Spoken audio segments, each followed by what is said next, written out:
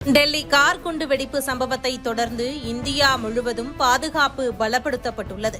நாட்டின் பல்வேறு பகுதிகளில் காவல்துறை, ராணுவம் மற்றும் உள்துறை பாதுகாப்பு படைகள் கண்காணிப்பு நடவடிக்கையை அதிகரித்துள்ளன.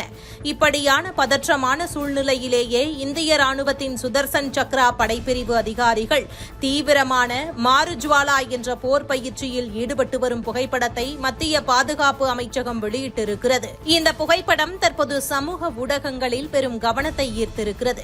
இந்த புகைப்படம் வெளியிடப்பட்டதற்கு பின்னால் பல அர்த்தங்கள் இருப்பதாக பாதுகாப்பு வட்டாரங்கள் தெரிவிக்கின்றன. குறிப்பாக பயங்கரவாத தாக்குதல்கள் மற்றும் எல்லை பிரச்சினைகள் மீண்டும் தீவிரமாகும் இந்த காலகட்டத்தில் இந்திய ராணுவம் முழுமையான தயார் நிலையில் இருப்பதை வெளிப்படுத்தும் நோக்கத்தோடுதான் இந்த புகைப்படம் வெளியிடப்பட்டிருக்கலாம் என சொல்லப்படுகிறது. சர்வதேச எல்லைகளில் திடீர் தாக்குதல்கள் நடைபெறக்கூடிய சூழல் நிலவுவதால் அதற்கெதிராக பாதுகாப்பு நடவடிக்கைகளை முன்னெடுக்க பைரவ பட்டாலியன் என்ற புதிய படைப்பிரிவு உருவாக்கப்பட்டுள்ளது. இதற்கிடையில் அருணாச்சல பிரதேச எல்லைப் பகுதியில் கிழக்கு கட்டளை கீழ் செயல்படும் ஸ்பியர் காப்ஸ் பிரிவு சார்பில் ட்ரோன் கவச் என்ற நவீன போர் பயிற்சி சில வாரங்களுக்கு முன்பு நடைபெற்றது. இந்த பயிற்சியில் ட்ரோன்கள், செயற்கைக்கோள் இணைப்புகள் மற்றும் உயர் தொழில்நுட்ப கண்காணிப்பு கருவிகள் பயன்படுத்தப்பட்டன. இதற்கிடையில் டெல்லி செங்கோட்டை அருகே உள்ள சுபாஷ் மார்க் சிக்னலில் நடைபெற்ற கார் குண்டுவெடிப்பில் பலர் உயிரிழந்தனர். 20க்கும் மேற்பட்டோர் காயமடைந்தனர்.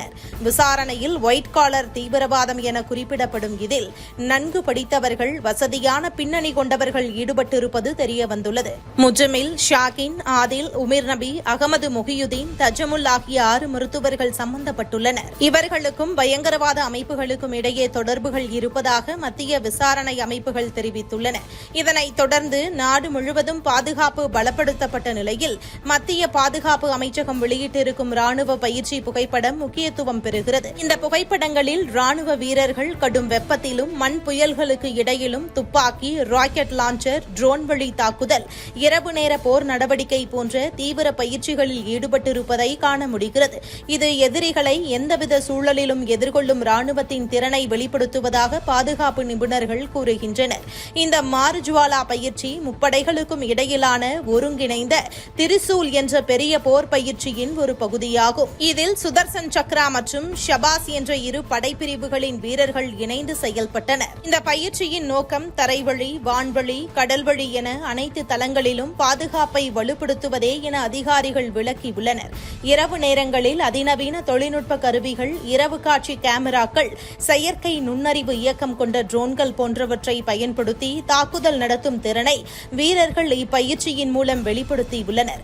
இந்திய ராணுவம் தற்போது எல்லை பாதுகாப்பை மட்டுமல்லாது உள்நாட்டில் நடைபெறும் தீவிரவாத நடவடிக்கைகளுக்கும் எதிராக முழுமையான ஒருங்கிணைந்த திட்டத்துடன் செயல்பட்டு வருகிறது.